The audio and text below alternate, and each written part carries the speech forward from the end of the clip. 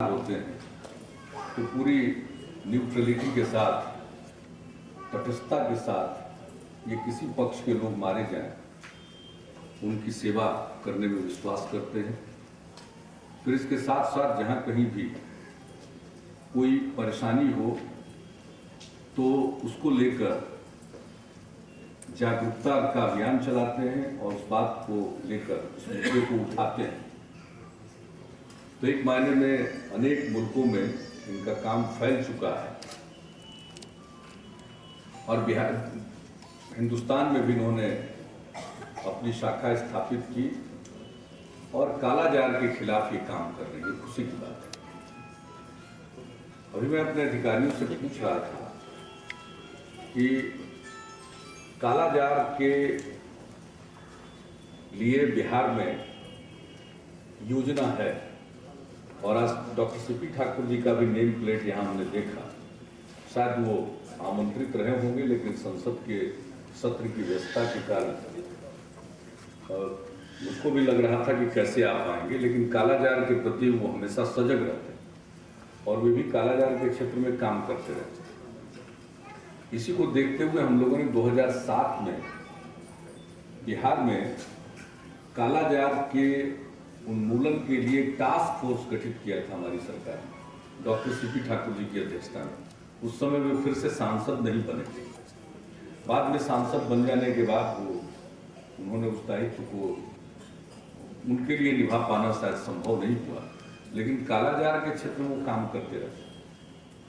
कालाजार के बारे में उनसे अनेकों बार चर्चा भी हुई, उनकी दिलचस्पी रहती है लोगों के बीच में जाते हैं।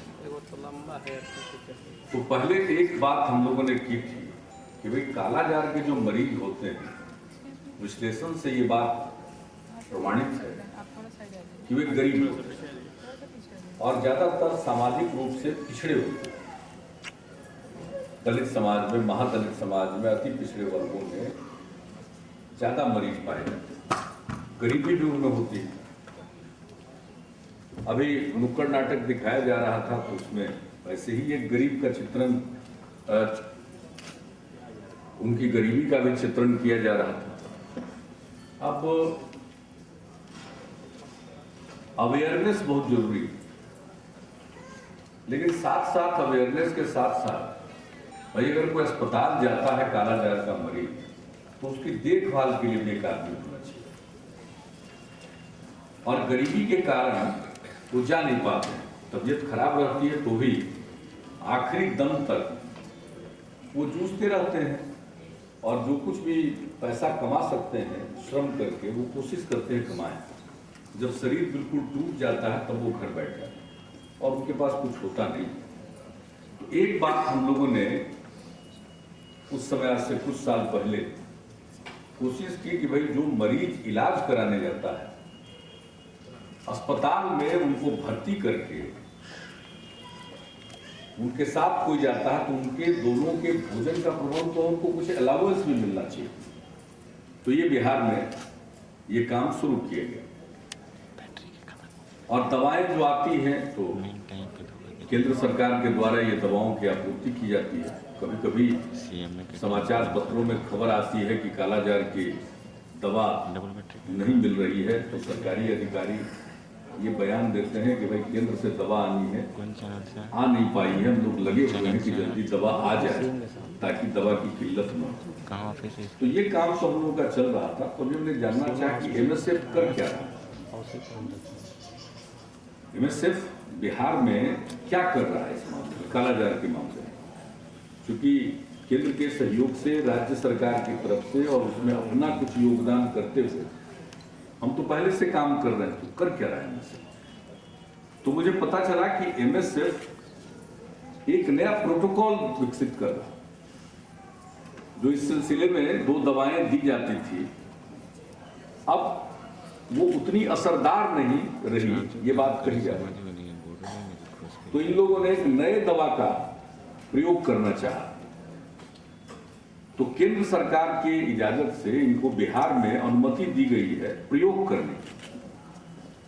तो अवेयरनेस के साथ अभी प्रयोग कर रहे हैं और इनके प्रयोग के सार्थक परिणाम आएंगे तो फिर जिस दवा का प्रयोग या मिक्स ऑफ मेडिसिन, कई दवाओं को मिलाकर जो एक प्रोटोकॉल बनाएंगे कि कैसे इलाज किया जाए कालाजार का, उसको स्वीकार किया जाए। तो आज एमएसएफ एक अच्छा काम कर रहा है और केंद्र के इजाजत से अनुमति इनको दी गई वैशाली जिले में। तो ये प्रयोग हो रहा, और अब तक मुझे जो स्वास्थ्य विभाग से जानकारी मिली है कि इनका प्रयोग कारगर दिख रहा है। मैं तो यही शुभकामना दूंगा कि आपका प्रयोग कारगर हो जाए। अगर कोई दवा का प्रभाव पहले से जो चल रहा है कम हो रहा है, आप जो दवा सजेस्ट कर रहे हैं वो दवा ज्यादा असरदार है, तो फिर उस दवा का प्रयोग जरूर किया जाए। तो मैं इस नाते एमएसएफ के प्रयास की सराहना करता हूं, और जो उन्हें अनुमति दी गई है प्रयोग की, वो प्रयोग सफल हो, इसकी मैं शुभकामना देता हूं, ताकि उसका लाभ पूरे बिहार में, और जब बिहार में तो दूसरी जगहों पर। अभी फिगर दिए गए, तो मैं भी देख रहा हूं कि 11 जगहों पर समस्या है, लेकिन जो बताया गया 2006 में जहां 29,000 मरीज थे, 29,711, तो अब बीच में कभी मरीज घटते हैं, 2007 में बढ़े, फिर 8 में घटे, फिर 2009 में और घटे, लेकिन 2010 में कुछ बढ़े, फिर 2011 में उससे भी ज्यादा बढ़े। एक समस्या कालाजार के मामले में हुई है पिछले कई दशकों से।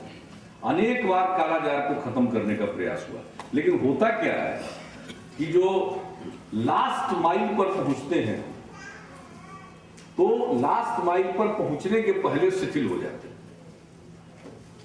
एक पुरानी परंपरा रही है कि अब लगभग पहुंच गए और मरीजों की संख्या बहुत घट गई, तो मान लेते हैं कि शायद अब कालाजार खत्म हो गया। ये अनेकों बार हुआ। एक साइकिल है, घटता है फिर उभर जाता है, फिर घटता है फिर उभर जाता है।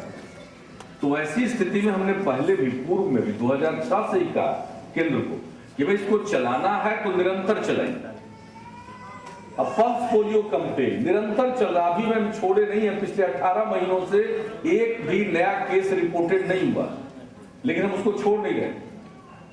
अपने रूटीन इम्यूनाइजेशन में तो शामिल कर ही रहे हैं आगे के लिए, लेकिन फिलहाल भी हम उसको छोड़ नहीं रहे, ताकि सचमुच इसको सदैव के लिए समाप्त कर दिया जाए और पोलियो फ्री भारत की घोषणा हो जाए। तो उसी तरह से कालाजार एक बड़ी मौलिक समस्या, इसको चलाना है। क्यों हमने इस बात का जिक्र किया? इसके लिए कुछ बचाव के उपाय करने पड़ते हैं। डीडीटी का छिड़काव करना पड़ता है। अच्छा, ये जो इसके मच्छर है, बालू मच्छर जिसको कहते हैं, ये एक ऊंचाई तक ही उड़ पाता है। इसलिए जिस ऊंचाई तक ये उड़ सकता है, उस ऊंचाई तक के दीवारों को पर डीडीसी का लेप करना पड़ता है।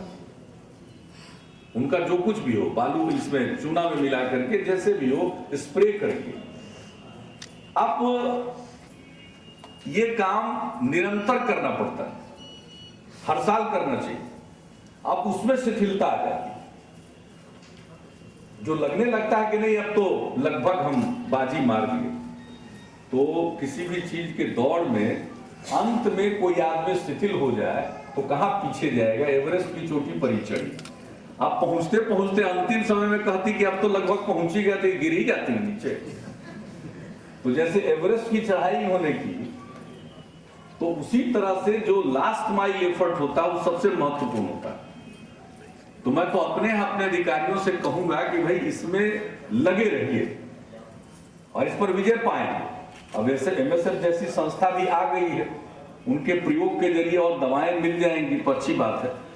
तो दवा तो वहां से, और डीडीटी भी आपके पास है। एक चीज मैं कहना चाहता हूं, ये चूंकि मैंने सुझाव दिया था कि भाई जो मरीज आता है उसको अलाउंस दीजिए और उसके साथ उसको खाना दीजिए, तो मैं ये चाहता हूं, मंत्री जी भी है और प्रधान सचिव भी है, मेरी इच्छा साथ साथ थी कि ये गरीब होते हैं, ये वेज लॉस होता है इनका। अगर कोई आदमी जाएगा उनके साथ तो उसका भी वेज लॉस हो रहा है, वो भी मजदूरी उसकी समाप्त हो रही है।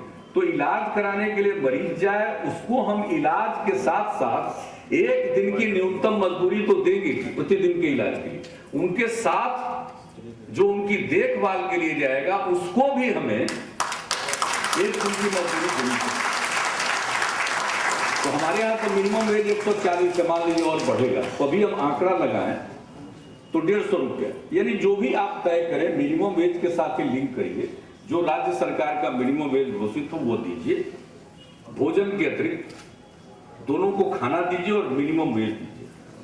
और इसके साथ साथ मरीज को अस्पताल तक जाने के लिए वाहन का जो भी भाड़ा हो सकता है वो भाड़ा दीजिए, और स्वस्थ हो जाए तो लौट कर घर जाए इसके लिए भाड़ा दीजिए। 2 काम इसमें जुड़े, तो और 2 चीज नहीं। मैं ये चाहता हूं इसलिए 2 इंटरवेंशन, पेशेंट और उसके सहयोगी के लिए, दोनों के लिए।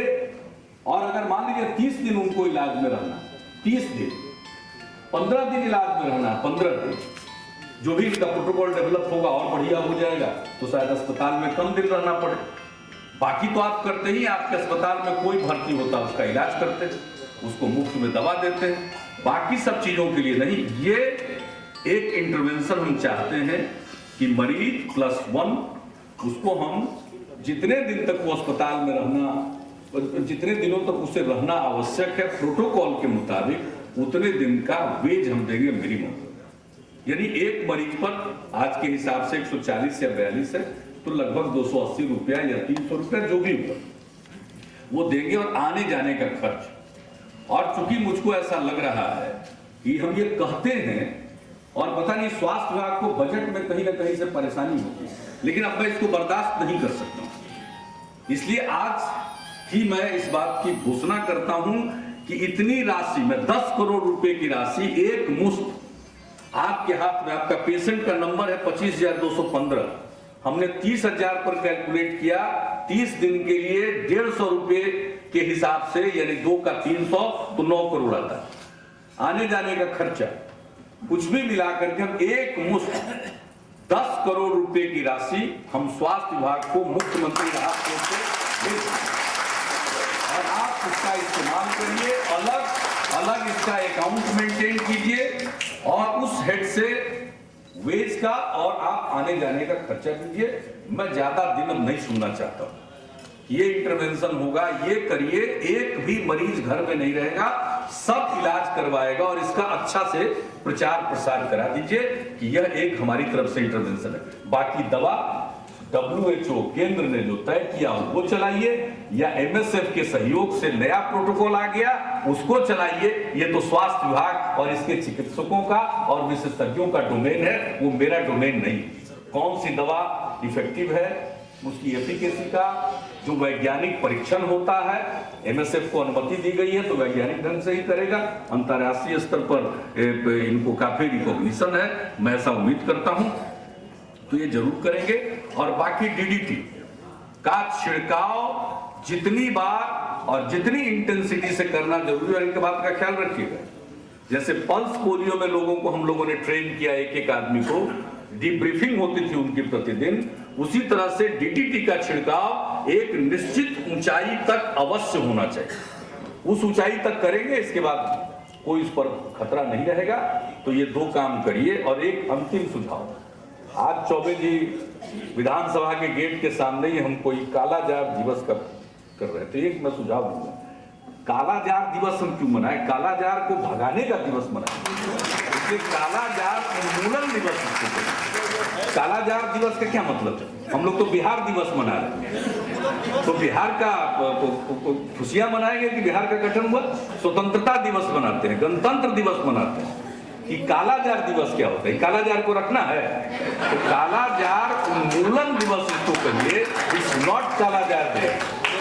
गलती से बन गया था। अच्छा, गलती से बन गया था, अच्छा है। लेकिन हमारे लगाए तो कालाजार ही दिवस, हमने तुरंत उसी समय कहा कि भाई कालाजार दिवस क्या, कालाजार उन्मूलन दिवस होना चाहिए। और मैं आपके एफर्ट को की सराहना करता हूं, और MSF का इंटरवेंशन यहाँ हुआ है, मैं आपका स्वागत करता हूं। हमारे यहाँ अब तो कई अंतर्राष्ट्रीय संस्थाएं आ रही हैं, bill and Melinda Gates foundation यहाँ स्वास्थ्य के क्षेत्र में और अन्य क्षेत्रों में काफी दिलचस्पी ले रही है, और हम लोगों ने उनको सुझाव दिया था और उसके हिसाब से उन्होंने किया। वही बहुत ही गरीब और पिछड़े इलाके में और रिमोट एरिया है, खड़ा खगड़िया इलाके का, तो उन सब इलाकों में काम कर रहे हैं। तो मुझे खुशी है, आप भी काम कीजिए। हमारे साथ मिलकर काम कीजिए और हम सब मिलकर अंततोगत्वा पीड़ित मानवता की सेवा करना चाहते हैं और सबको एक इंसानी हक है वो उनको दिलाना चाहते हैं। तो इन्हीं शब्दों के साथ फिर से आप सबको बहुत बहुत शुभकामनाएं।